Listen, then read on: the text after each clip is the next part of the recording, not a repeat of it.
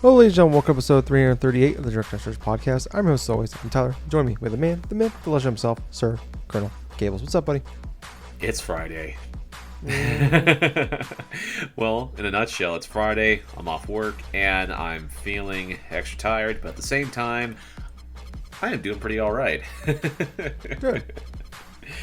Oh, man. I've still been playing a hell of a lot of Fire Emblem Three Houses. It's been my go-to game now for nearly like a month and a half, I want to say. I'm still trying to think exactly when I started playing it, which I think was at the beginning of August, and now we're near the middle part of October. Yeah, so over 2 months now. It's like what I was telling Tyler off before we were recording, that once I'm done finishing up Fire Emblem Three Houses, I'm basically going to go back in my backlog and try to see which games that released this year that I want to go ahead and play. I want to get some overall impressions, because right now the games that I've played through for the whole entirety of 2019 have been either classic games that I bought through bundle stuff, and quintessentially I have had a stack of like games that have released this year. I just haven't had a chance to play them yet. And so having this period before Pokemon Sword and Shield and Death Stranding and like Luigi's Mansion 3, when those games are going to be dropping, it's like I want to drop my attention and I will invest in one of those couple games. So it's like, well, maybe I can start up Katana Zero, or maybe I can start up like freaking Sekiro for once. Yeah. But yeah, you know, that's just the biggest pain in the ass when you're an adult and stuff, and you got other work and other responsibilities and stuff. It's like you don't really have too much free time when it comes to actually sitting down and wanting to play stuff. But at the same time, it's the weekend, anything's possible. But how have you been doing, Tyler? I'm doing all right. It's been a long week. We had we have like a inventory week going on at work, so we have a 4-day weekend this weekend, which is nice. But we just cram all those hours into 4 days over this week and next week. So it's negative and positive, I guess. So I've been doing all right. It is Friday, so I had the day off, so it was nice. So went up and got Corey and I got up a little early with her working nights, and went and got some Starbucks, which is always nice, having the Starbucks right next door. Yeah. Also terrible. I've been there a couple times a day. After she went to work, I went and got myself some coffee as well. Boy. She don't know about that, so don't tell her I said that, guys. And then just been gaming out a little bit. Went over to my parents' house. It was nice getting to see them. I was checking on my dad. He's doing better, by the way, people. Awesome. Still in pain. Still, recovery is gonna be a while. But from what he was just 3 weeks ago when he had the accident to today, it's a big difference. He can't grab anything. Can't really lift anything. They got new carpet put in the living room, so I had to go help him drag all this stuff in, which is not fun. Then I got to go back in a couple weeks because they got new furniture coming too. So I got to help them take all this shit out and then put new shit in.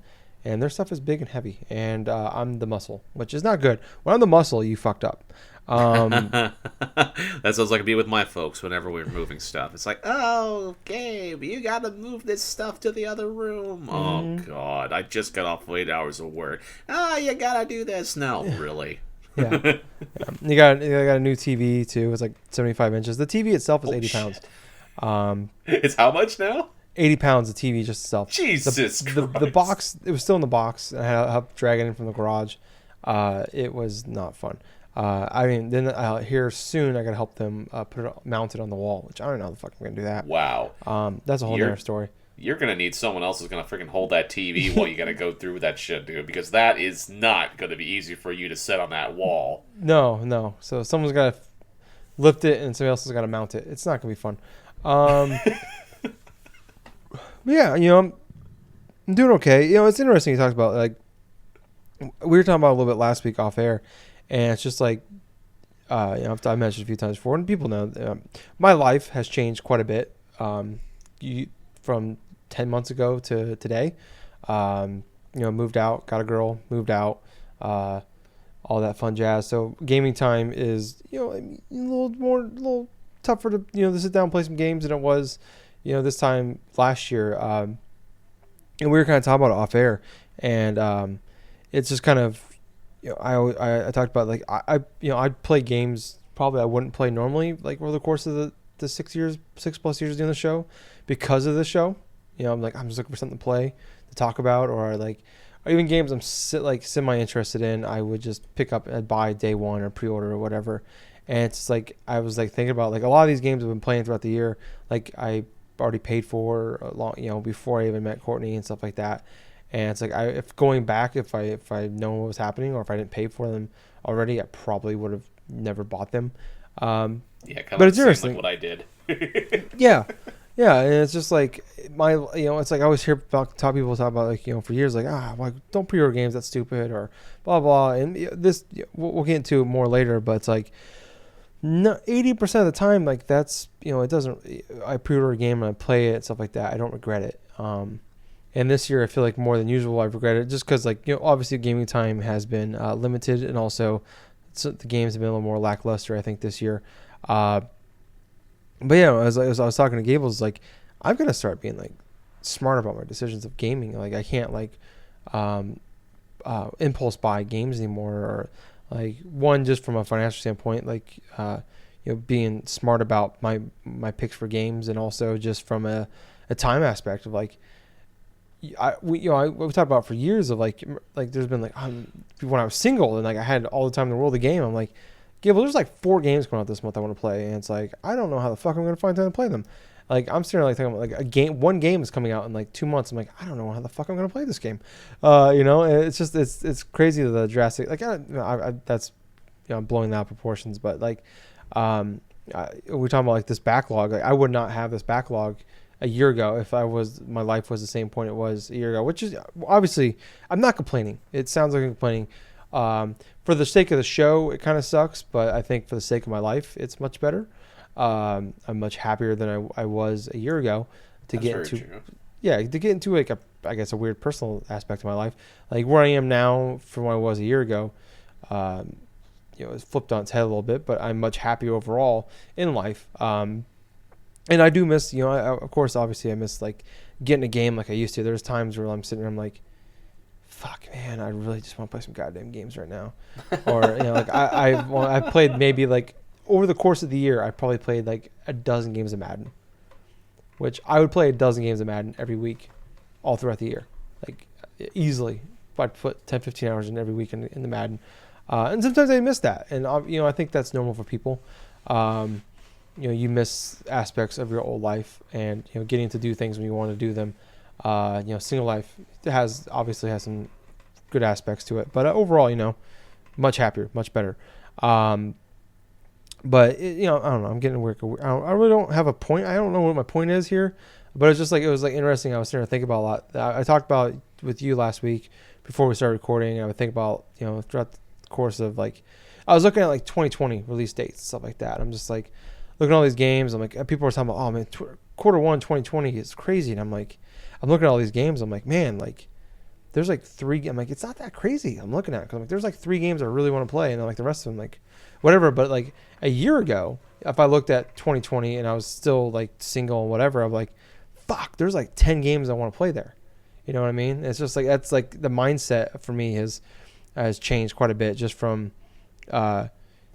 time, and then like it's more about like I would like I said, I play games and I force myself to play games just for the aspect of just like I paid for this game, or like I need something to talk about, or blah blah. I want to sound like I know what I'm talking about. Which don't worry, that hasn't changed. Like I do want to like I'm not gonna just talk about games just for the sake of the show or play them for 10 minutes to talk about them.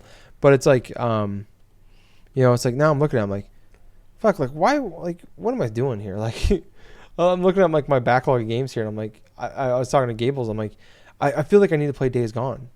But like the old Tyler is like you need to play Days Gone. You bought it, you need to play it, and like there's still part of it me. But I'm like looking at like that game really like I wasn't super interested in before it came out, but I pre-ordered it just for the sake of like it's a game that looks semi-interesting and could be good. And so it's like nowadays I'm just like I've already deleted it off my hard drive. I haven't even played the game, like I think old me would have like force myself to play it just so I could talk about it, because that's a game I feel like I should talk about. But it's like, I don't know. Like I said, I don't know what my point is there or like what I want. But it's just like you're talking about going back and playing your backlog games. And it's like I'm sitting there looking at my games. I'm like I have all these games I bought or I want to play. And it's just like I went through and I deleted off like 5 or 6 of them off my list, because like those are games like I bought but I don't really want to play. And like so now my backlog is games I actually do want to play and check out. Yeah, exactly. But like Anthem's on my list still of like games I want to go back and play. I talked about last week or a few times now about that's like a game I want to check out during Extra Life, because it's more like the BioWare aspect of it, and like yeah, I've already bought it and I play, but it sucks because it's fucking $10 at GameStop right now and I paid $60 for it, so it's like fuck, I could have waited and got it like now for literally 1/6 of the price. But yeah, it's like fuck, and I don't know, it's just. Like it's more the BioWare fanboy in me. Like I love Mass Effect. I want to know. Like I forced myself to play like 40 hours of Mass Effect Andromeda before I finally gave up on that game. You know what I mean? Like man, there's that's still a lot that more time that people would have spent on that, man. Yeah, I mean there's a lot, but there's worse fanboys of BioWare than me. There's people that play that game and still swear that's a really good game, but it's right. I mean, there's aspects of that are really good, but that's not a very good. It's not a good BioWare game.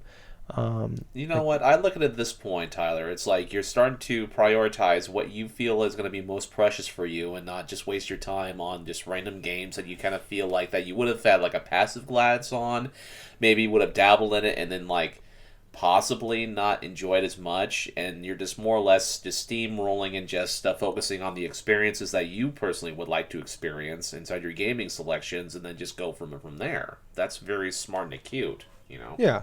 Yeah, that's you really summed up like a 5-minute rant I just went on into like 20 seconds. And I appreciate that, Gables. But yeah, like you said, like I'm prioritizing different things in my life. And I don't know, it's like I think I'll appreciate going forward.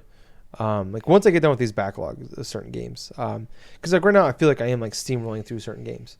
Like, and I'm not like putting in the proper amount of time because like I'm trying to clear these games out before we get into some of the we get into the big fall stuff that's coming up here soon, and for certain extent it's already started, but like I'll be able to like once I get through that and get into like to these next wave of games, like I can actually sit down and play them the way I used to play these games, like the games I really got into. Right. And I think that'll actually be a good way to segue into some of our conversations for news this week. Okay. Talking about going through trying like the busy season of gaming this fall season. Doom Eternal has been delayed, which I think for you and me both was our probably. I know for a fact going into. We did our 2000 at the end of the year for like 2019 like overall or 2018. I'm sorry. Like going through our like best and worst of and all that stuff for gaming, we both made a top 5 list of games like most looking forward to games, and both of us had Doom Eternal as our number 1 game of 2019. Oh yeah, and for good reason too, and that's just because we want more Doom. Yeah, I mean, fuck yeah. I mean, you look at like every like Bethesda shooting game that comes out, like it's just the Doom formula. Like it's just now that's their gameplay. Obviously, but what makes Doom great is it's more than just the shooting aspect, but that it helps a lot. It's the adrenaline rush. It's the feeling of power that you get when you go through and you're gunning down multiple demons and stuff like that, and going throughout this craftedly, like just wondrously crafted level designs and stuff. Mm-hmm. And what makes it even more kind of painful is after the last initial playthrough trailer that we actually had, I think it was either back at it was back at either Bethesda's E3 conference or something like that, when they started introducing new weapons, let's say like the grappling hook and all this other stuff, that and some of the new enemy types, that it just kind of makes the wait a little bit more painful, because now they've pushed it at a time period where there's going to be a lot more games that are going to be contending with it in terms of attention, from me at least. Yeah. And like it's a bummer, and it sucks that that it's gotten delayed, because like it's been for me, especially playing through going my back, like it's been through for me really going into the year. Like this was like a stamp game of the year for like going all year for me. That was like Doom Eternal, no matter it's got to be game of the year unless something has to blow me away. Like Doom Eternal can't be bad. It's got to be another game that blows me away. That's gonna be better than Doom. To not make this game my game of the year, and it's been like that all year, going through even the last few months of like going through my backlog and playing, just been hammering through games. But actually, before we go into that, I do want to go to Doom. The Doom official account had a tweet going out saying, throughout the development of Doom Eternal, our goal has been to deliver a game that exceeds your greatest expectations across the board. To make sure we're delivering the best experience for Doom Eternal to live up to our standards, speed and polish, we made the decision to extend our launch date a few months to March 20th. We know many fans will be disappointed by this delay, but we are confident that Doom Eternal will deliver a gaming experience that is worth the wait. And a few things on top of that, they announced that invasion mode, which will let you be like you could be an enemy in the game. You can invade other people's games. Will be a free update now, and you could, that'll be shortly after launch. Doom Eternal for Nintendo Switch will release after the other platforms now instead of at launch, like it was supposed to. And Doom 64 will be available on Xbox One, PlayStation 4, and PC, in addition to Nintendo Switch. And they're adding this as a pre-order bonus for people for free. And then Doom 64 will, so it will release so it was supposed to release the same day on November 22nd. But now it's being delayed as well to March 20th with the rest of the platforms. So that's what's going on with that. I mean, obviously it's the same thing we talk about all the time with it's like with delays. It sucks and it's terrible. But I mean, it's overall, I mean, it's a good thing, I was listening to a podcast today. I can't remember who I was listening to, but they talked about they were going over they talked about Last of Us, like a month before they were supposed to release. It was initially supposed to release on my birthday on May 7th. Because I went back and looked at this after I listened to this podcast, and they were talking about this game got in March, into March, 6 weeks out, got delayed 5 weeks into mid-June, and they say Naughty Dog talks about that game that extra 5 weeks made a huge difference in making it from this game is gonna come out buggy and probably a really good game to maybe one of the greatest games of all time kind of thing. So giving it 4 more months to a game that was probably always gonna be really good anyways. It's like I said, it's a good thing. It's never a delay is never a bad thing, I think, in gaming. Right. Before we jump into with Gables, there's something else we're gonna extend this into, but what are your thoughts on this delay? Honestly, I think Blizzard could have... not Blizzard, but I think that Bethesda... I think Bethesda probably did the right call in retrospect, to extend the release date of this game and stuff like that. Because they haven't had a lot of good PR stuff over the past year and a half, and quite honestly, they need Doom Eternal to be a big success, in my personal opinion. Yeah. With the added pre-order bonus and stuff of Doom 64, I mean, hell, I was interested in possibly getting Doom 64 anyway, because I've never played it when it first released, and plus the remaster thing looks pretty interesting, I will admit. But honestly, delaying for more polish isn't really that bad of an idea for me, and if Bethesda really wants to go through and try to break the whole negative image stuff that they got going right now with their past couple game releases and big news and all this other bullshit that they've done and stuff, then Doom Eternal releasing to fantastic reception across all various gamers and stuff, that would be a good step forward. I mean, it sucks that Doom 64 got delayed. I like the fact of making it it's a free game with a pre-order, because I already pre-ordered this game. I'm ready for it. This is gonna be a day one purchase, pretty much no matter what.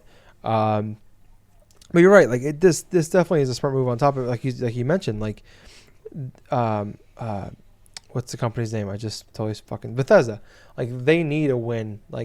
For them, they have been the darlings of the video, outside Nintendo. But for a long time, they were. Yeah, for the last 4 or 5 years, they've been the darlings of the video game world as far as they can't do anything wrong. Fallout 4 came out, and a lot of people, a lot of people consider it one of the best games of this generation. And there's people like me it's more Fallout, which is not necessarily a bad thing, but it's not a great thing. I didn't think it was as great as like Fallout 3 was. I think that's a worst case scenario. It's like, it's pretty good still.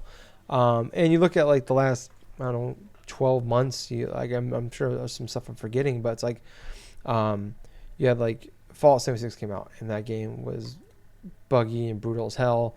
It's still buggy and brutal as hell, even after a bunch of friggin' updates to that game. Yeah, there's that Oblivion Blades game. There was Rage 2 came out to middling reviews. Same YoungBlood came out. Wolfenstein YoungBlood came out. Kind of the same reviews. And it's like they weren't quality. Yeah, like they're not living up to the standards of Bethesda. Like they've taken some shots. Fallout 76 they definitely deserve it on. I think every now and again you're allowed to have these mediocre games like they've had, but like Fallout 76 was a big hit against them, deservedly so. So the delay, I mean, like it sucks because that's like I said, that's a stamp. Like easily write that in fucking marker, permanent marker. Tyler Courtney's Game of the Year 2019, Doom Eternal, like no competition whatsoever. And to see that delay, it sucks. But I mean, look, I've talked about it throughout the year, like since really E3, like fucking. I was like, there's 4 games in 3 weeks I want to play. Luigi Mansion 3, Death Stranding, Star Wars, and Doom. Like 3 weeks of fucking 3 games in 4 games in 3 weeks. And then there's Pokemon Sword and Shield in there. Like, so there's a lot of competition in that area.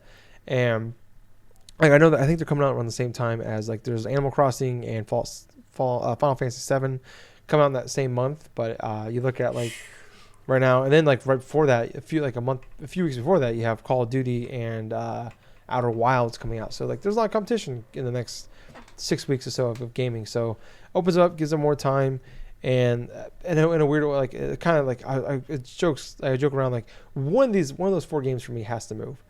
And like Doom was the one game I didn't want to get pushed out, but I guess at least one got pushed out. But I really want to turn this more into. I was thinking about this a lot. I've heard other people talk about it too. But going back to the consoles launched, these current consoles launched at the end of the year 2013, in November 2013. And not talking about, because 2013 was still a really good year for gaming. And it's like the final hurrah of Xbox 360 and PS3. And I feel like you look at 2020, that could still be a really good year for gaming. At least the first quarter overall looks really good. But is this the worst year in gaming for game releases of this generation?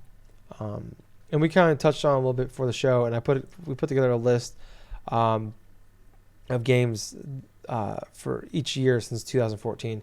So running through, I want to just jump through 2014. I went back and looked at some of the high review games of 2014. Plus, I looked at some of our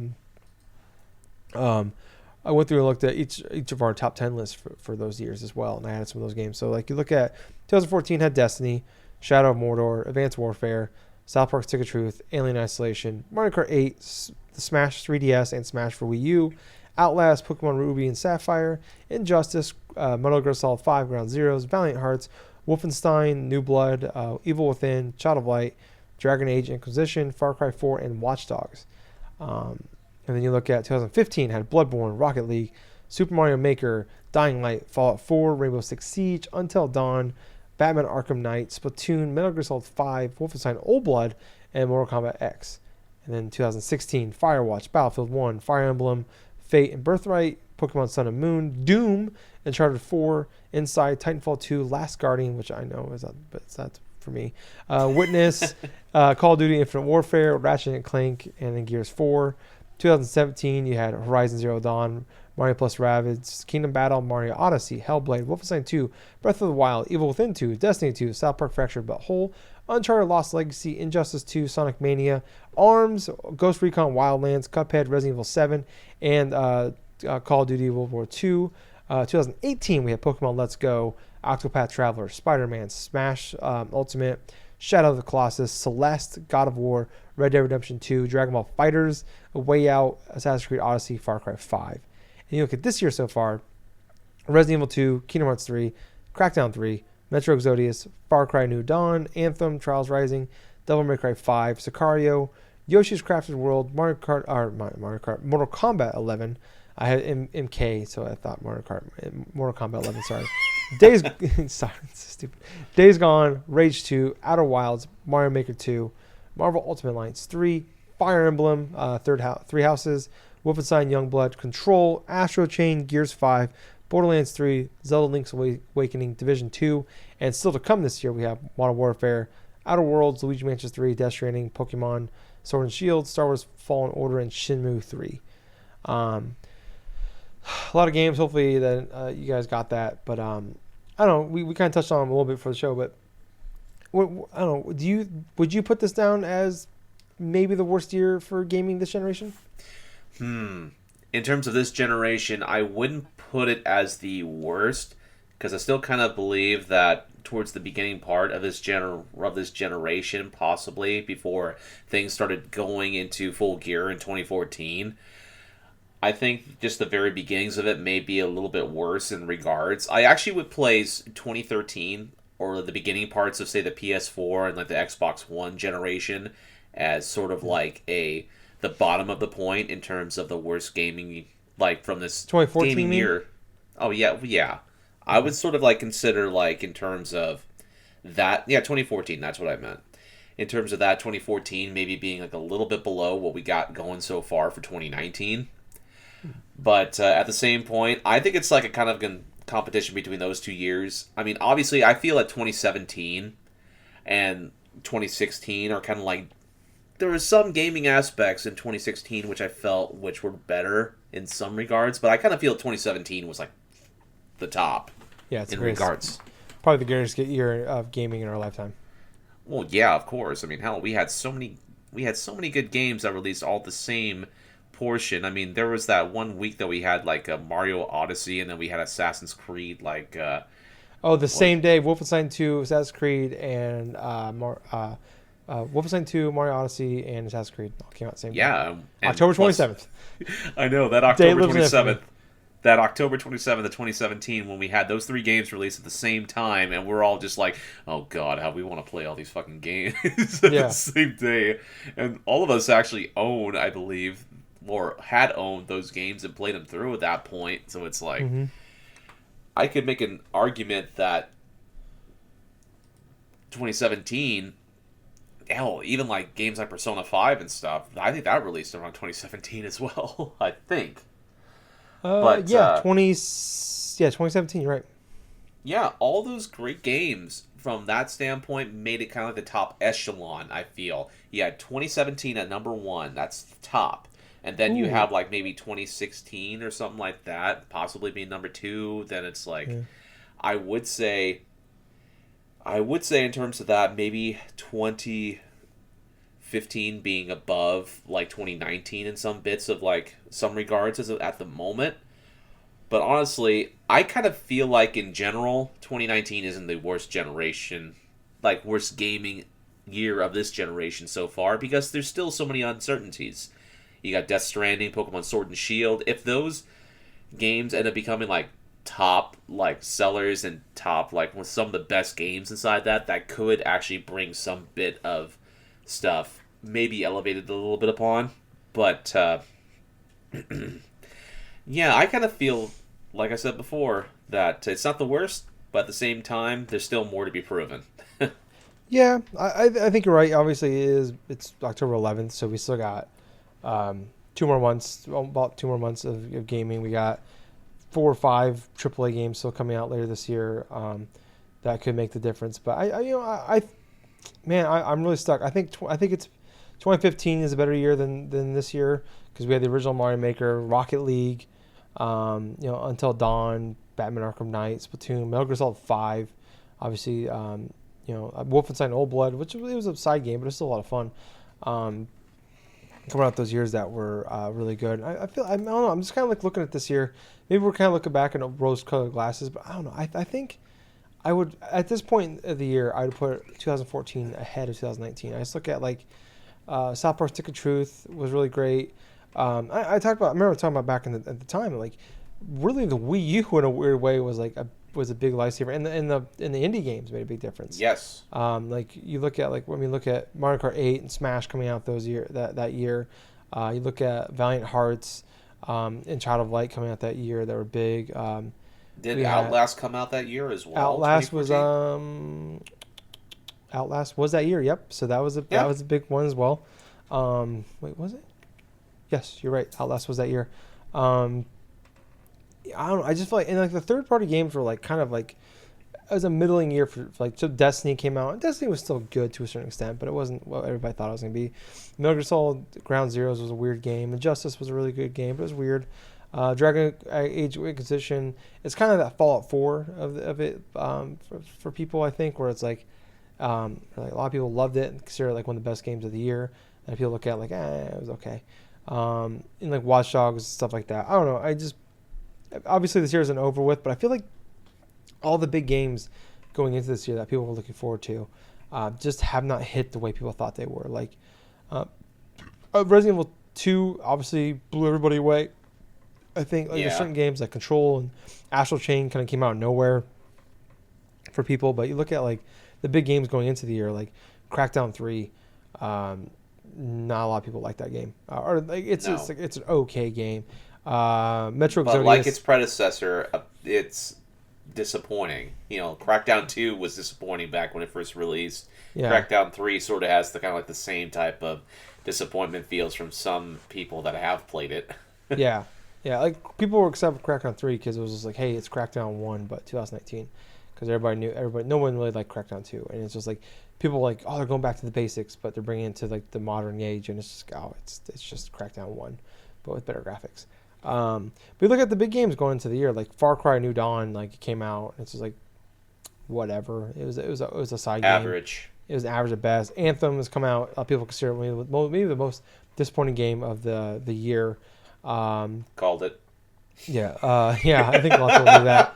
Like Days Gone came out. It was what we thought it was, but I think a lot of people were like myself. A lot of people were hoping for more. Rage 2. A lot of people were super excited for the game. I know I was, and it's like, it's okay. Like Marvel Ultimate Alliance 3. People were excited for. It was okay. Wolfenstein YoungBlood. People were excited for. It was okay. Division 2. People like it, but it wasn't like it didn't blow up like people hoped it was. I don't know. Like there was definitely been some good games this year. Like Resident Evil 2 was, like I said, blew people away. Okay, Kingdom Hearts 3, like that came out, and it's just like it just feels like a lot of games this year have come and gone. Like nothing stuck. Nothing like there's been a lot of like big name games that come out this year. You look at that list. There have been like a very few games that have stuck throughout this year. Sekiro, Shadows Die Twice. I can think of being one of the first major ones.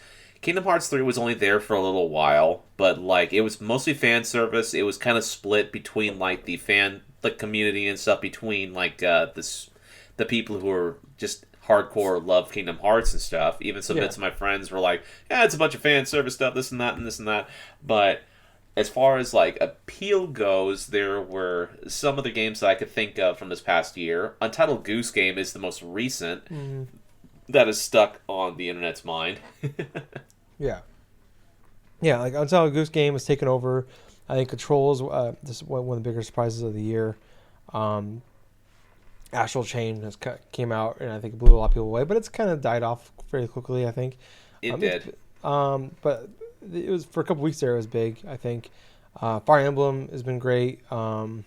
People really love Fire Emblem Three Houses. Yeah. Yoshi's Crafted World came out. And I was like super excited for that game.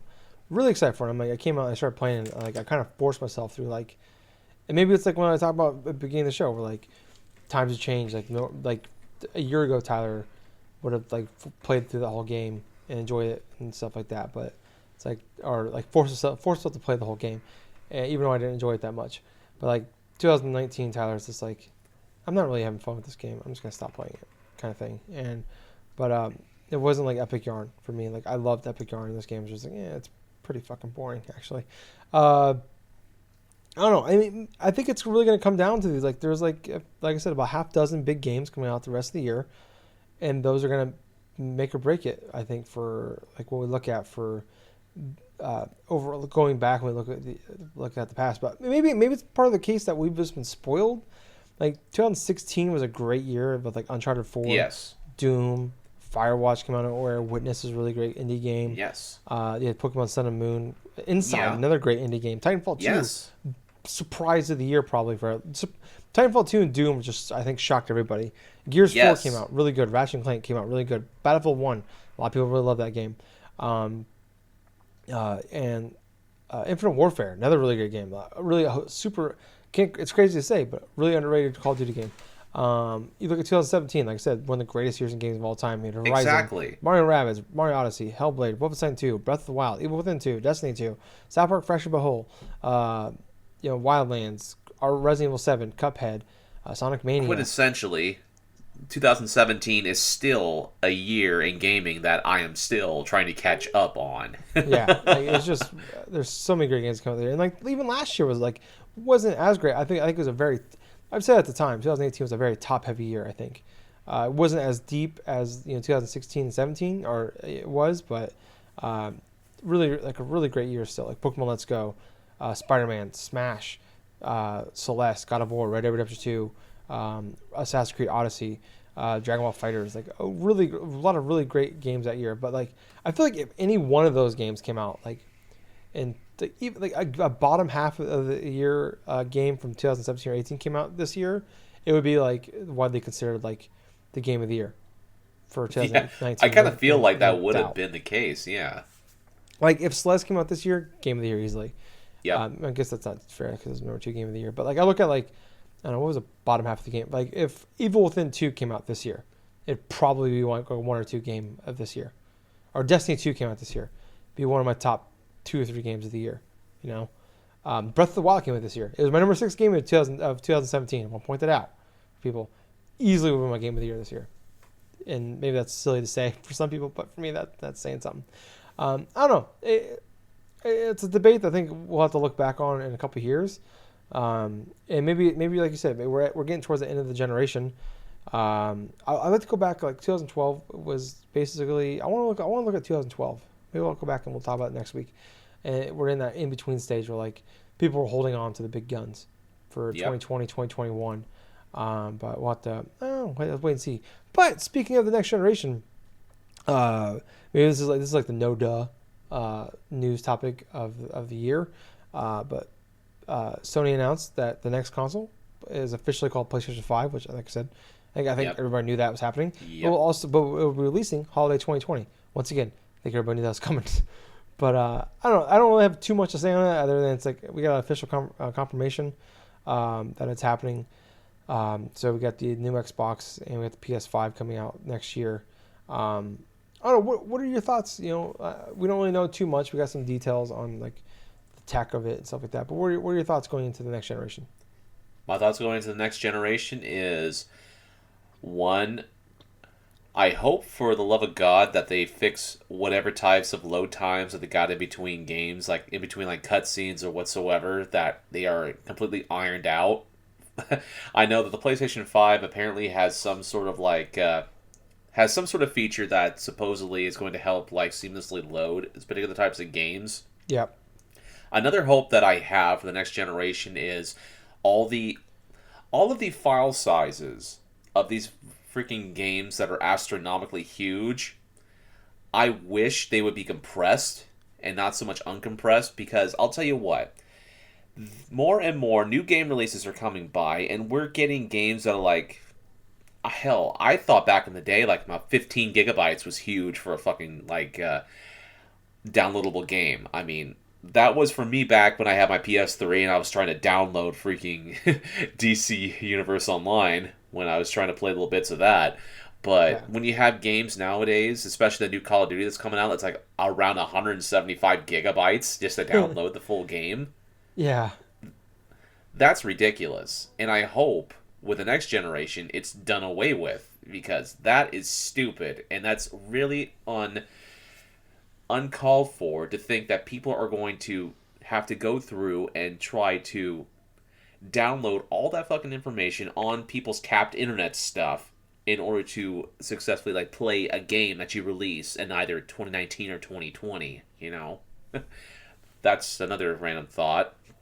But one of the other last lingering thoughts that I have about the next generation is I just want better experiences of like, not just better experiences, but just better frame rate, consistency in terms of gameplay. I want My favorite franchises coming out just seem I could play them seamlessly without having too much technical issues. This generation that we're just ending had so much technical issues, so much plaguing issues, so much like we had to go forth and eat crow and accept because game makers didn't want to spend the extra however long it was to iron out a lot of these before they released them day one. And all these random day one patches and all this other stuff, it's freaking bullshit.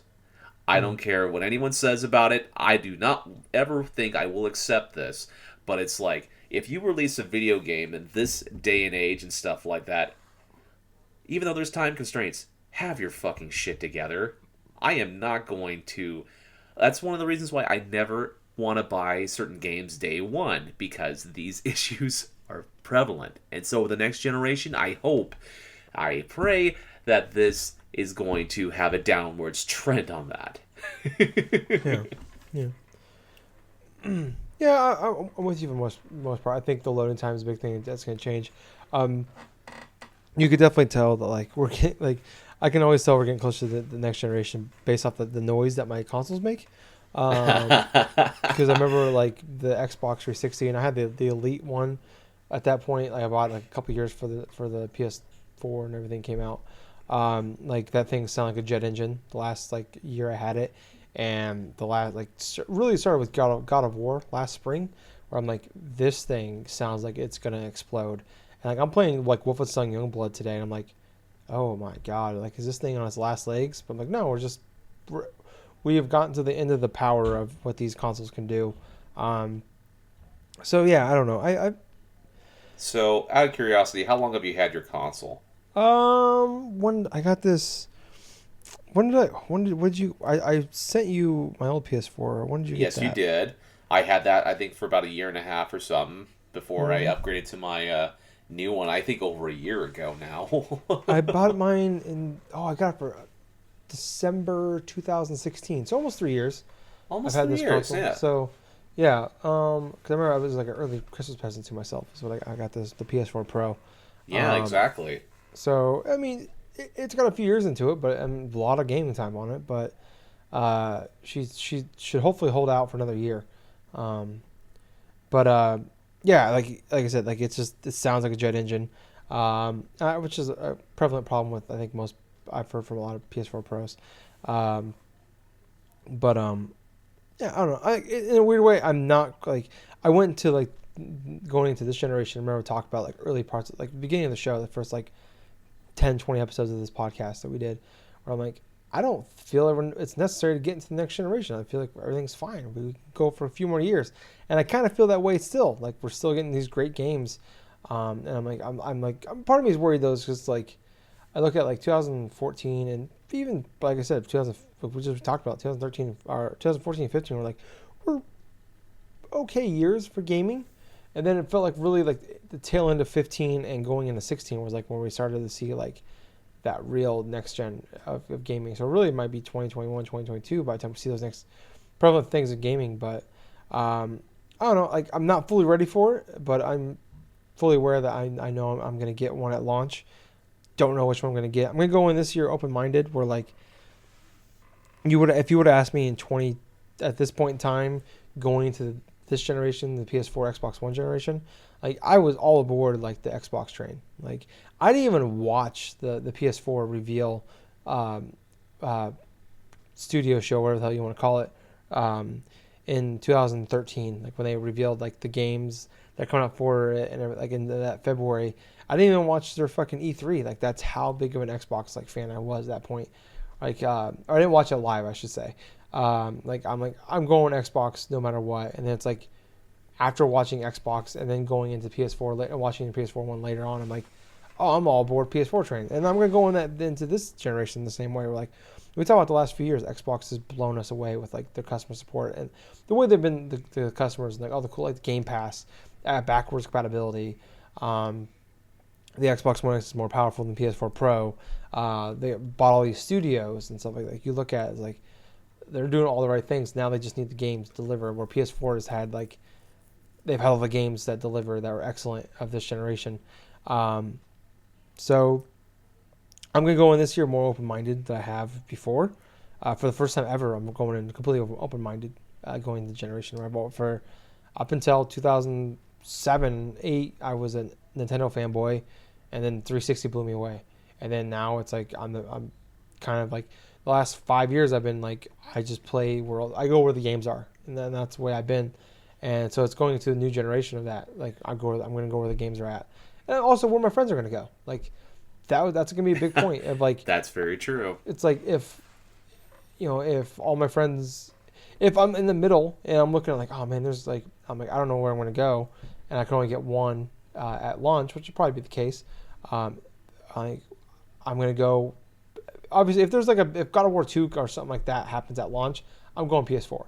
There's no game, unless something blows me away. It's got to be like something comes out of nowhere for me kind of game.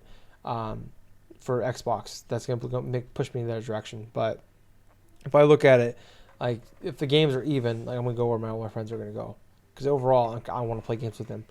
Yeah, I don't know. I'm excited for this one. I'm actually like, in a way, I'm not like I feel like I can go a couple more years, but by 2021, 2022, I'm gonna be happy we went to the new generation. So it's fun. It's nerve wracking, and there's some anxiety into it. Like, fuck, I can go any way, or every other generation. I'm just like, I know where I'm going.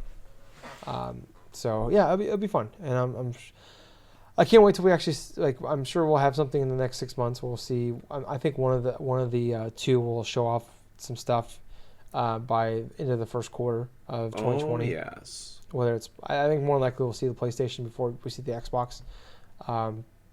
But yeah, I'm excited. I'm looking forward to this next generation. That's pretty much the most interesting part about a new console generation, and that's the most exciting part about it is that unknown, that uncertainty, that pretty much that mysterious step of flare in between each console generation to where you're thinking, okay, what's next? What's going to happen here?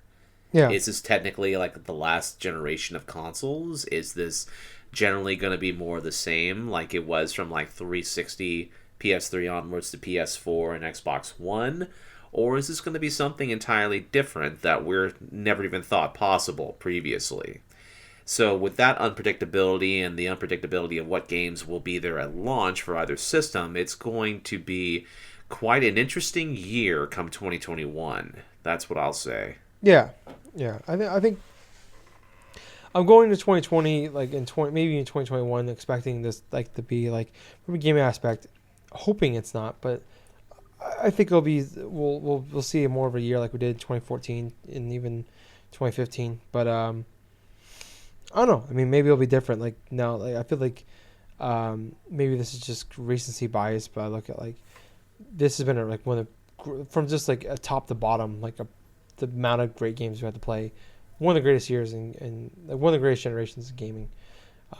Maybe it's just from the aspect that I'm an adult, like I actually buy all the games I want to play, or could. Yeah, I don't know. I'm excited. Like I said, I'm excited. But real quick, I always want to mention this because we talked about it last week. Brain Age was announced coming out on December 27th, I believe, in Japan. There was a trailer that came out today, as of this recording. It is coming to Europe. It's releasing on January 3rd. So I think, like we talked about last week, it's eventually going to come to the West. Well, it's already coming to Europe. Or we've already released it a time for Europe. So I think it's only a matter of time. I wouldn't be surprised if this time next week we have a release date for the United States as well. So I just want to mention that real fast and then move on. Did you have anything you want to add real quick before we move on? Well, no, not really. Damn it! I was hoping I had enough time to at least take a swig of my beer for you. Get back to me. I did not, but whatever. But before we get into what we've been playing, I do want to mention, I try to do this at the beginning of the show, but it's just a good segue there. I didn't want to waste it. But Extra Life is happening on November 2nd. For people who don't know, like I said, every year, when late September, October rolls around, we talk about it a lot. But Extra Life is rolling around. It's extra-life.org. If you want to check it out, more details. But what it is it's a video game marathon that we do where every year tens of thousands of gamers get together and they play games mostly on this date for 24 straight hours. And all the money we raise goes to Children's Miracle Network hospitals. You get to pick the hospital of your choice. I believe right now they only do nine states in Canada, but I'm doing it for Iowa City. Gables is doing it for Seattle. But it's a really cool thing we do. It's one of the proudest things that I do every year. It's my least favorite day. It's my least favorite day of the year, is what I always say to people. I love it so much. I got a tattoo of it on my arm, of the logo. But like I said, people get together, play games for 24 straight hours, and all the money we raise money. It was play games, heal kids, is what we do. And like I said, it's a really cool thing. Gables and I, we were talking about for a good chunk of time before we started recording as well. This is about Extra Life. We're getting excited. What are we, 3 weeks away, Gables? Yes, we are. Yeah, so both of us are incredibly excited for it. I don't know. I mean, is there anything you want to add before we get into what we've been playing? Let's see. In terms of the Extra Life stuff, I'm still looking for people to start some groups and stuff with. I will be going through the Extra Life Discord page and seeing if I can go through and find more people and stuff. I mean, I'm still going to be gaming with Tyler. I'm still going to be gaming with a bunch of the Talking Ship guys because, hell, at this point, they're family. So we're going to be going and we're going to be gaming stuff throughout that day as well. But at the same point, I'm looking for any type of help possible in terms of helping me stay up during that portion and stuff. Because from what I'm doing, especially during the the whole midnight to midnight stuff, I'm going to need people to be ringers so that way when I do my initial stretch, I know that I'm going to need to keep conscious.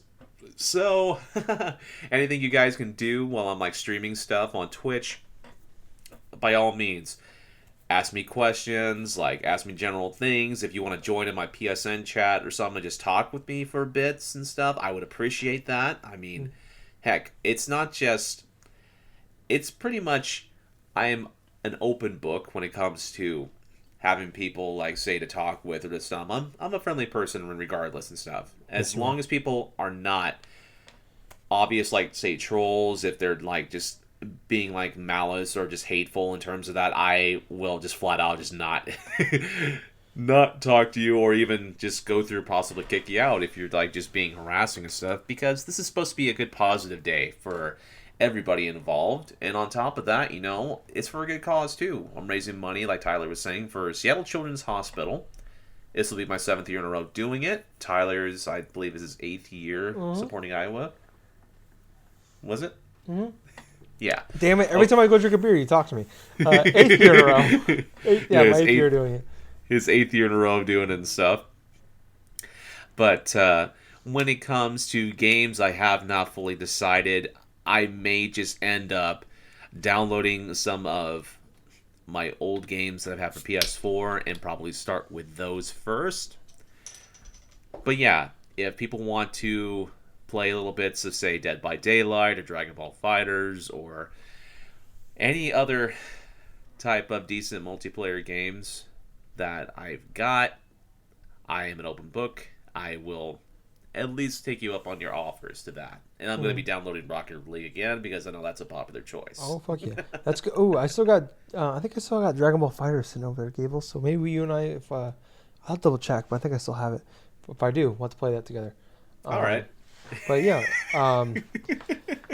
Yeah, I mean, it's also a great time too. We were talking about going through our backlog. There's a few games in my backlog I want to get through. Plus, Luigi Mansion 3 comes out 2 days before that. So very true.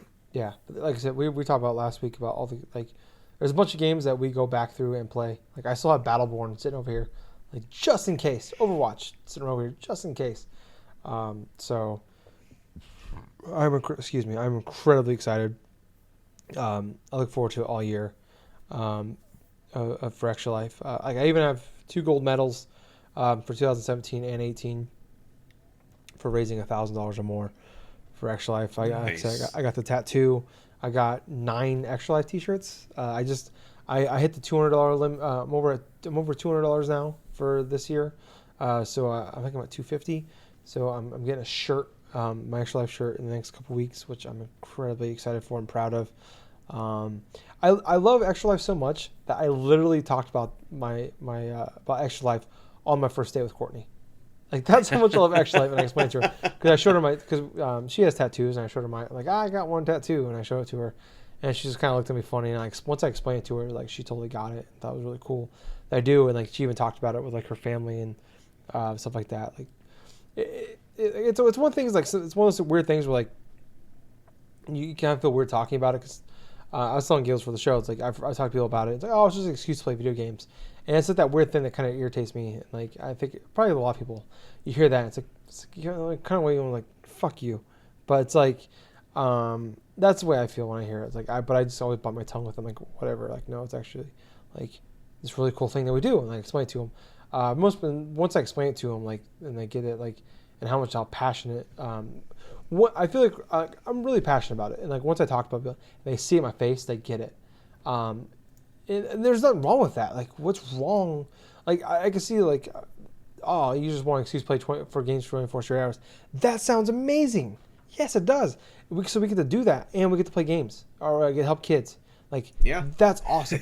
Like, what is wrong with that? You know, I mean, like, how many hours of gaming in my life I spent for nothing, for no reason. Like I even talked about at the beginning of the show. Like I'd play through games just for the sake of playing through a game.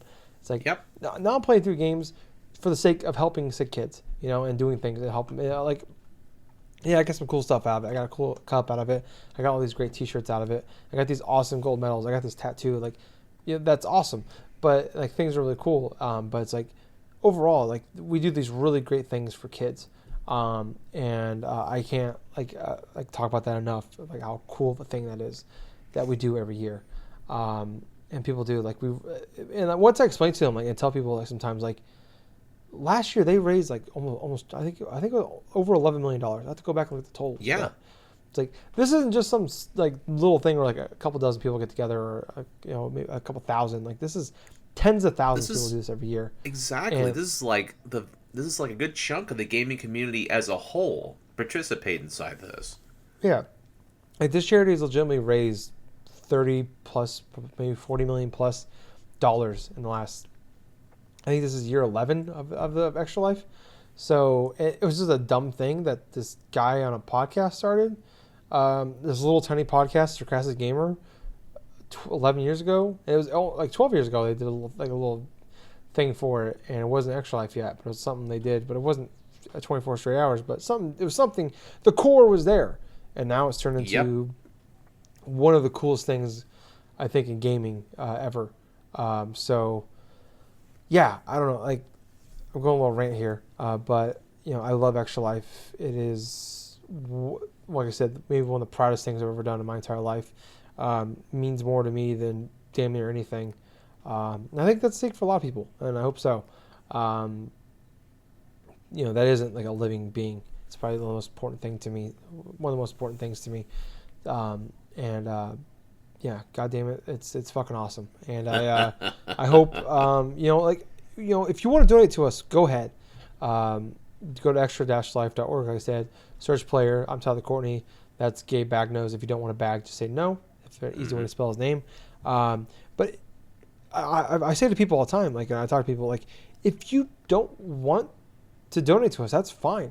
But if you want to create your own account and have people donate to you, that's just as good. Like, because I look at, like, you say you donate $15 to me or $20 to me, thank you, I appreciate that. But you donate $0 to me, but you create your own account and you get 300 people to donate to you, $300 donated to you, or $50 or $100 or whatever. Better, even better. That's more money that goes to sick kids. That helps them out. That's more people talking about Extra Life. That grows Extra Life. That's more important to me than don't get me wrong. Like I want, it's something I'm gonna do every year. I love, like, I'm super proud of these gold medals. Literally right in front of me right now, hanging on my computer. Like I am so fucking proud of these gold medals. I'm proud of my tattoo. I have no shame in my tattoo. I love my t-shirts. I wear my shirts with pride when I wear them. I have my Extra Life cup that I drink out of, and I love my cup. I love the stickers I own. I love everything about Extra Life from a personal standpoint. But even more, I love what we're doing for Extra Life overall. And if us talking about this and we get 0 donations out of this, but 5 people create their own accounts and they raise $200, $300, $400, $500, like, that's awesome. That's better to me than my own personal gain of getting $10-15.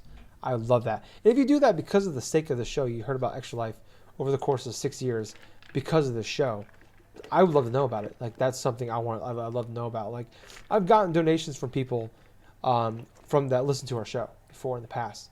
And that's awesome. But I would rather you just not donate to me and rather make your own account and donate to yourself if you want to. Put that $15 or $10 to yourself and then tell your friends and get donations to yourself from them. That's even better. I like my T-shirt every year. That's cool. Like $200 is if I did this and got $50, it'd be fine with them. So we do Extra Life. But like, I love to get my shirt every year. Like, that's something I'm super proud of. I get to wear. I get to show it off people. I get to tell people about. But yeah, I don't know. Extra Life is awesome. It's amazing. We're a few weeks away. I'm a little ranty right now, but I just fucking love this charity, and I want more people to do it. So yeah. Sorry for going a little bit of a rant there. I got a little passionate, but that's just, I think it's. I don't want to speak for Gables, but I feel like I'm in the right to speak for Gables in that sense. I think you would agree with everything I just said there, as well. Yeah, I don't know. Unless there's something you disagree with me on the Gables, I doubt it. No, I'm not. There's nothing I disagree with you on. Yeah. I share the exact same sentiments and stuff. Mm-hmm. Yeah, so please donate if you can. But like I said, even better, if you want to sign up yourself and play, do it, because it's really cool. And Extra Life, check it out. November 2nd, 24 straight hours of gaming. You don't have to do it on that day if you don't want to. You don't have to do it for 24 straight hours. I know people that do it for, they play. I've met people, or talked to people that they play like a few hours here and there. Over the course of the week, they play 24 hours, or they do it. They might do it the week after, or the week before, or they break it up into 2 12-hour sessions over the weekend, or they just do it when they can. But yeah, please, once again, extra-life.org. Go to the website, check it out for more details. But yeah, cool charity, doing cool things for gaming. All right, Gables, now that we are an hour into the show, let's jump into what we've been playing. All right. Do you want me to go first? Or you want to go first, buddy? Why don't you go first? All right. So I don't have too much to talk about this week. I talked about last week. I played through a good chunk of Link's Awakening. I was actually on the final boss, and I was trying to beat him before we recorded last week. But I spent like an hour trying to beat him, and I went on a huge rant about the goddamn trading system and that goddamn it game. But it's it's one of those cases like you hear about people talk about in gaming a lot, where it's like you get stuck in a spot and you just walk away, and you come back maybe a few hours later or a day later or whatever, and you go through and you just beat it on the first try.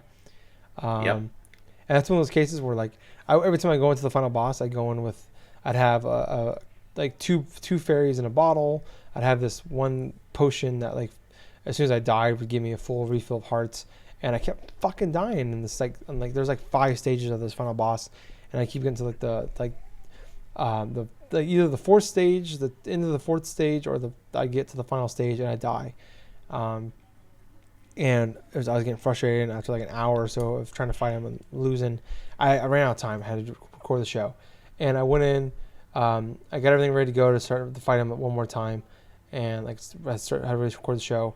And then as soon as the show we got done recording, got off Skype last week, I sat down and I fought the final boss and beat him without using my potion, any of my fairies, anything like that. Beat him easily, no problem. This is like I said, one of those cases you hear about where it's just like you got to walk away.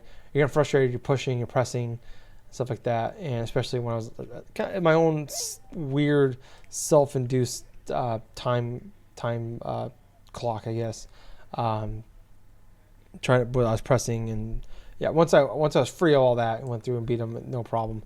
But yeah, overall, I still really enjoyed the game. It was a fun game. Like I definitely didn't like the trading concept of the game, but everything else, the dungeons, some of my favorite dungeons in the game are in Zelda, the top-down ones especially, because those are my favorite ones. Is like the Link to the Past, like Between Worlds, and this one. But yeah, I mean, it definitely doesn't hold a candle to like Breath of the Wilds or Majora's Mask to me. But it's definitely in that kind of, or at least, it's not in the upper echelon, but it's a good, for what it was, especially back in the day, like a Link's Awakening. It was just that side, like it was a Game Boy game. It definitely fits. It's a very top rated one of those like sidebar Zelda games to me. Or it wasn't a main console one, but it was still it's a really good side one. I feel like if you have a Switch and you like Zelda games, like this is definitely like a must play. It's one of the games you have to play. But it was good. Then the other game I played, I mentioned it earlier in the show. I've been playing through Wolfenstein YoungBlood. So it's once again like much like Link's Awakening. It's the sidebar games of the Wolfenstein games. Like we had Wolfenstein New Blood, which was like a reboot of the series, which was fantastic, blew everybody away. And then like the following, I think it was like 2 years later, in between Wolfenstein 1 and 2, we got Wolfenstein Old Blood, which is like it's like a $20 game, and it was really good, and I think a lot of people enjoyed it a lot. And this one is kind of the same way. It was like I think it was like $20-$30, depending on which. There's like 3 different versions you could buy of the game. But this one's a little different. So it's you don't play as BJ Blazkowicz. You play as his daughters. I think Jesse and Sophie are their names. And it takes place in the 1980s, so it's like 30 years after Wolfenstein 2. And in this one, your BJ is your dad. He disappears, and they go and they try to find him. And it kind of does this weird, like it kind of spoils like what Wolfenstein is, like the timeline of Wolfenstein is, in a way. But I don't want to talk about too much as far as that details go. But like it kind of delves into like what the universe is like after, because I don't know when Wolfenstein 3 is going to take place. Whether it might take place before or after this game. But this one, I think Wolfenstein 2, I think takes place in the 50s or 60s. I can't remember exactly when. I think it was 60s actually. So in this one, like you play as there's Jesse and Sophie. It's a 2-player multiplayer game if you want to play it that way, but you always have a second player with you.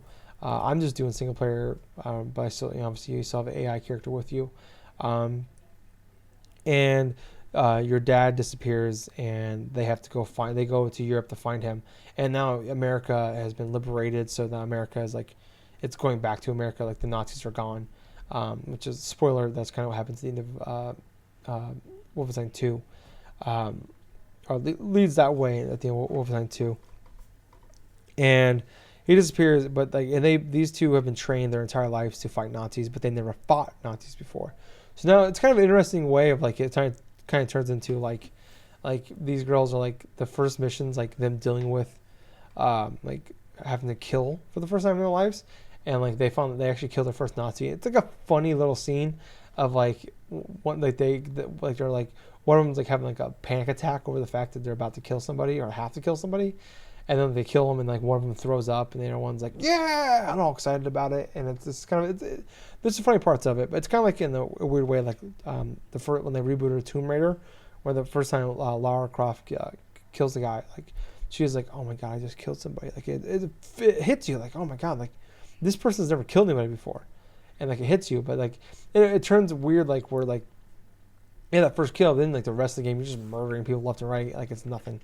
Like it's the same thing with Tomb Raider, it's the same thing with this one. Like you're just killing Nazis left and right, and like they don't even like talk about the fact that they're murdering people. Like, and like a few days ago in the timeline of the game, they never killed anybody before, and they never even had like real battle before. They've just been trained to fight and shoot guns. But I don't know. It's definitely it feels like a sidebar Wolfenstein game, where like the characters aren't stand out as they were in like the first 2 Wolfenstein games. Like BJ Blazkowicz is fantastic as a character. His wife is awesome. They're both in the first cutscene of the game, but that's it. And like, but like even some of the characters like in Wolfenstein 2, like I can't remember her name, but the older black lady, and then like the priest, are just fantastic in this game. The daughters are okay. They're kind of annoying. They're not as like, they're not nearly as funny. Some of the comments they say to each other are, some of them land, but some of the jokes just don't stick like you hope. I don't know. I don't dislike the 2-player stuff as much as I thought I would. Usually, we play a game that's built for online co-op, and like the AI partner sucks. this case, they don't really suck. They're helpful. They're not as good as like they are in like Gears or anything like that, but they're helpful. The one thing some of the changes they made, like there's like a leveling system. Like you get experience points for doing stuff in the game, doing side stuff, finding collectibles, killing enemies, blah blah. And you can unlock tiers and skills that you can use in the game. But I don't know. I don't hate it as much as I thought I would going into it. Maybe it's a case of just like knowing what to expect. Like if I went to play this day one, I'm like, what the fuck is this? But going in with like lower expectations, I'm enjoying it quite a bit. I don't know. Like I'm happy they're doing this in like a Wolfenstein like side game, like and not doing this in the main Wolfenstein game. It feels like they're trying some stuff out. With some of the stuff they're doing with the RPG mechanics of it, but I don't know. Like I'm still enjoying it. It's still a fun game. Like overall, like Wolfenstein 2. Some of my favorite parts about Wolfenstein 2 is like it's just like I said like earlier. Like Rage 2 was just like Doom gameplay. Wolfenstein 2 was just Doom gameplay, but with Wolfenstein Universe in this. And this is like it's the Wolfenstein Universe, which killing Nazis is always great because who doesn't love killing Nazis? Besides Nazis, which fuck you guys. But killing Nazis is always great. I'm never going to complain about killing Nazis. And yeah, I mean, like, I don't know. Like, I don't love the characters as much. I don't love the story as much. But it's just the gameplay overall is fun. Like Rage 2, my biggest complaint about Rage 2 was like the gameplay was fucking awesome. But the problem was there was like few and far between. Like most of the game was just talking to people that weren't really that like you're just trying to play Borderlands. It's like a less funny Borderlands with driving around a very boring map. And like, but when you played and did the shooting parts, it was fucking awesome. But it was just that was like 20-30% of the game. This game is 80% shooting and fun and killing Nazis. That's great. And then very little of the game of the story and stuff like that. That's not that great, and the RPG mechanics don't make a big difference to me in the game. So I hope they don't like. I don't completely hate the leveling up system and the skill trees. I hope they don't add that in Wolfenstein 3 when that comes out. But I don't know. I going through, and this is like it's a more of a budget title. It's like I think it was like $20-$30 when it came out. You could probably find it for cheaper, about the same price. Like if you're someone that that even if you just don't want to do the co-op stuff, I feel like if I did the co-op stuff, it'd be fun still, even more fun. But if you're just looking for more Wolfenstein or like something like Doom-esque to hold you over, and you like killing Nazis or killing Nazis sounds fun to you, like this is a really good game to play. I know there's like some people who complain about, and I'm really on them. I played like 3 or 4 hours worth, but people complain about the leveling system, like that forces you to do like side missions to continue on the main story because you have to like be at certain levels to do the missions. And I'm still in that side mission era, but I'm not completely like upset about that or bored about that because I'm enjoying playing the game. But I mean, who knows? Maybe down the line I will be like because I hate when games do that where it's like the natural progression of playing through the game doesn't level you up fast enough to play the actual like to continue playing the game. Like it forces you when I feel like I'm being forced to do side stuff, even if it's kind of fun, like that's turned me off to a lot of games. But so far I don't feel that effect, and the gameplay itself is fun enough that I want to keep playing. So I mean that my aspect might change. I'll talk about more next week when I play more of it. But yeah, so far I'm really enjoying it. So if you want more of that, that's there. And I played a little more of Untitled Goose Game, but I don't want to talk about it more until I have. Once I beat it, I'll delve more into it. But what about you, Gables? Let's see. As far as Untitled Goose Game goes, I am past that third section. I'm getting towards that last section of the game, and let's just say that it was quite a bit of a blast just going through and just messing around with the two neighbors and stuff. The dude with the paper, grabbing his sandals and stuff, tossing him in the lake, just doing all the honking action and stuff. And then, like, going through, like, finishing up that section, just taking the ladies, like, a bra and her socks and all this other stuff. Yeah. Just going into the same pool. And then, what was hilarious about that is after I went through and did that and got the soap and figured out how to go through and, like, just just do this unscheduled wash. I was going back and forth, and I just noticed this neighbor, the neighbor with the freaking pipe and the paper and stuff. He was going out right, and he looked at his pool. He saw all this random stuff, and he kept doing this one at a time, taking each piece, going back into his yard and tossing over the fence. And what's most hilarious is like he took the bra out of there.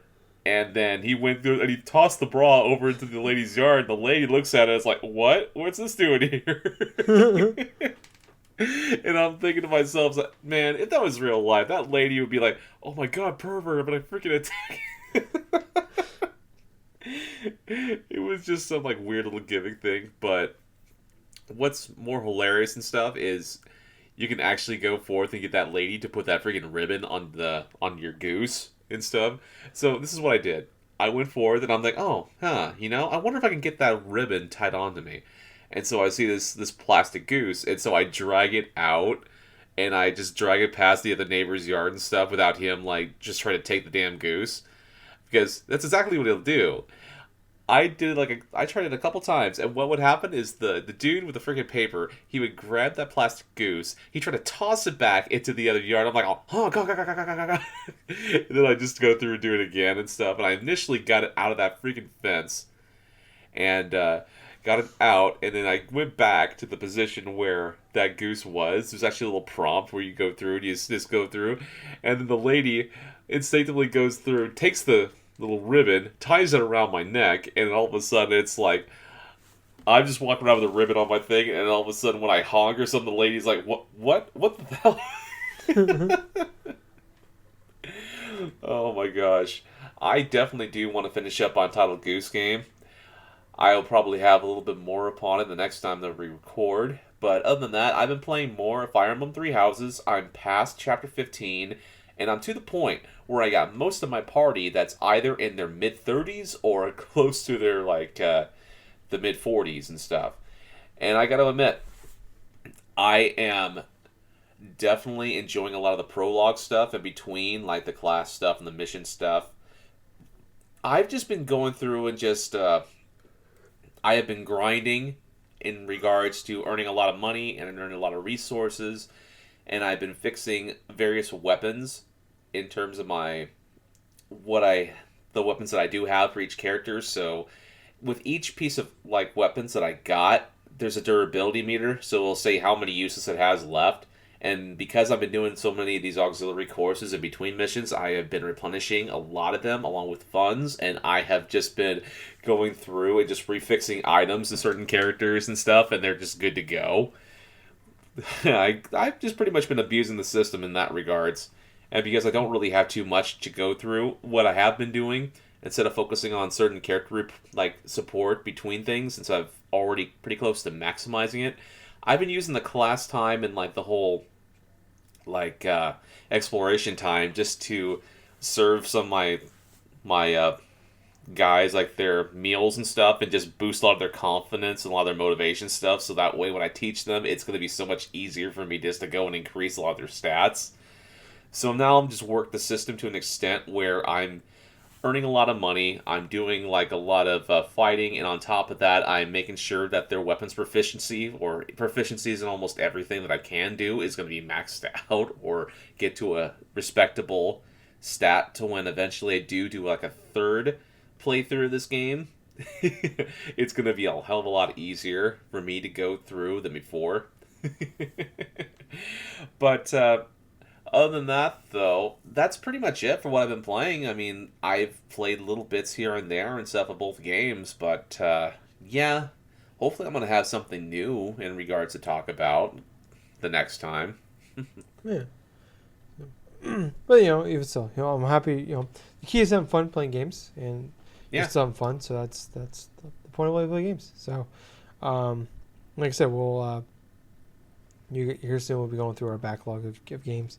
But yeah, I think that's going to about wrap it up for us this week, guys. Thank you so much for listening. If you want to hear more from us, we have a Facebook page and group, Drunk Testers Podcast. You can join us on there. On Twitter at Drunk Nerds Pod. Follow us on there. On twitch.tv/Colonel Gables. follow him on there as well. On YouTube, Drunk-Nerds, subscribe please. Give us a big thumbs up, leave us a comment, really appreciate if you did that. On iTunes, at Drunk Nerds Podcast, not at Drunk Nerds Podcast, Drunk-Nerds Podcast. Subscribe please, give us a big 5-star review, leave us a comment, appreciate if you do that. And I feel like I'm forgetting something. Spotify, check us out on Spotify as well, Drunk-Nerds Podcast. Follow us on there as well. If you don't have a review on there, please do all that as well. More people do all that stuff for us, the more people that can see us. So really appreciate go all those places, do all those things. Until next time, I was host, I was Tyler. And I've been Colonel Gables. So until next time, everyone, have yourself a good night. And please, and thank you for listening to another fun-filled episode of the Drunk-Nerds Podcast. Hey, Gables. Yes? Too sweet. Too sweet, man. Bye, guys. See ya.